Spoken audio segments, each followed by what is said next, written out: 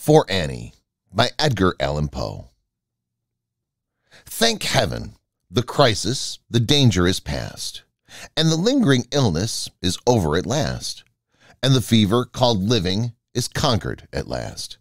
Sadly, I know I am shorn of my strength, and no muscle I move as I lie at full length.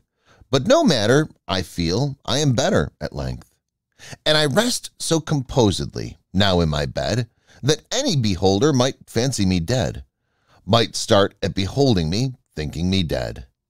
The moaning and groaning, the sighing and sobbing are quieted now with that horrible throbbing. Ah, heart, ah, that horrible, horrible throbbing.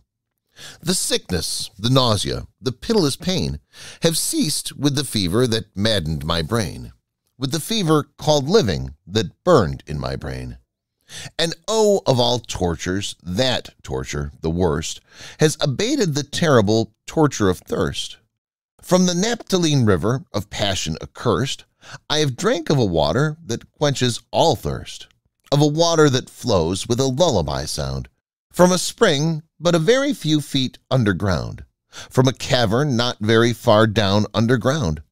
And ah, let it never be foolishly said that my room it is gloomy and narrow my bed. For man never slept in a different bed, and to sleep you must slumber in just such a bed. My tantalized spirit here blandly reposes, forgetting or never regretting its roses, its old agitations of myrtles and roses. For now, while so quietly lying, it fancies a holier odor about it of pansies, a rosemary odor commingled with pansies, with rue and the beautiful Puritan pansies. And so it lies happily, bathing in many a dream of the truth and the beauty of Annie, drowned in a bath of the tresses of Annie.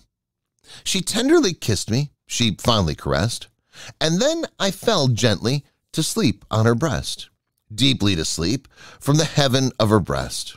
When the light was extinguished, she covered me warm, and she prayed to the angels to keep me from harm, to the queen of the angels to shield me from harm. And I lie so composedly now in my bed, knowing her love, that you fancy me dead. And I rest so contentedly now in my bed, with her love at my breast, that you fancy me dead, that you shudder to look at me, thinking me dead.